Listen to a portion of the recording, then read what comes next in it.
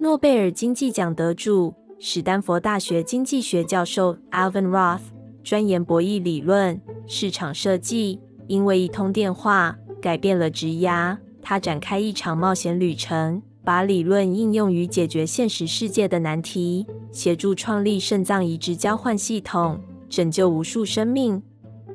Alvin Roth 曾设计多个市场，包括美国全国住院医师配对计划、纽约市高中选校招生系统、波士顿公立学校选校招生系统等。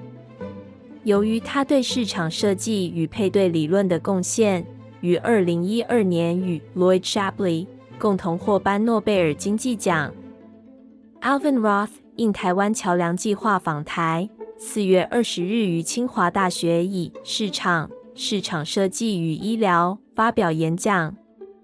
台湾桥梁计划由中研院、台湾大学、清华大学等多所学研机构与世界和平基金会共同推动。But I was interested in how people interact with each other. And game theory is a natural way to talk about that because people interact each with their own motivations. And game theory is the way economists make mathematical models of people doing that. And once you study game theory, you have a tool that allows you to study the rules of the game, how different markets are organized. In 1995, I was sitting in my office at the University of Pittsburgh when the phone rang, and I was asked to help redesign that market. And that was a important moment in my professional career because before then, I'd been able to study the problems that markets have and describe them and say, that's a hard problem.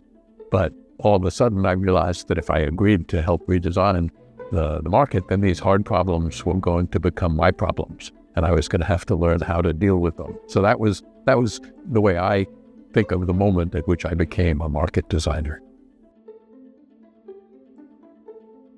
I'm glad to have been involved in something that has helped so many people, but no one can be satisfied with the current state of kidney transplantation and treatment of kidney disease. So we need to do much more. Here in Taiwan, you make it easier for families to agree to deceased donation by helping to pay funeral expenses. We don't do that in the US, but we probably should. We also aren't very generous to donors. The law now allows the expenses of donors to be reimbursed, but we don't succeed in reimbursing all donors' expenses. So some donors not only donate a kidney, but it costs them money to do so. And that can be a deterrent. Some people, can't take time off from work. They can't afford childcare or elder care. So we need to do a better job of making it easy to donate. Compensation to donors, generosity to donors, and there's a lot of agreement that donations should at the very least be financially neutral, that it shouldn't cost you money to give someone a kidney. And we're not quite there yet. But there's also lots of reason to think that maybe it makes sense to compensate donors for their pain and suffering and for their contribution. Sometimes people get kidneys from people who are not members of their family. And right now in Taiwan, that's very difficult. The law says you have to be family member. So I think it would be good to change that law. Kidney exchange was legal in the UAE and in Israel. And they did some kidney exchanges.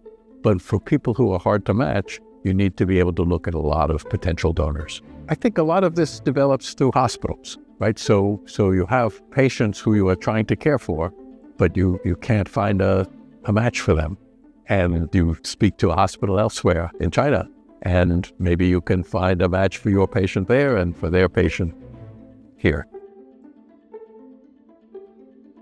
The cost of applying for a job has dropped faster than the cost of evaluating someone for a job. So many companies now get lots of applications, more than they can easily read and handle and sort. And AI is going to intensify that. Stanford University forbids us from using AI to evaluate who we will admit to our PhD program. We admit about 20 students a year to study for PhDs in economics, and we get 800 applications. So we use primitive methods to evaluate, including we get many letters of reference from, we hope, human beings who know these students, and often we know who those people are. But more and more, the letters will also be written by AI. So it's going to be a challenging time.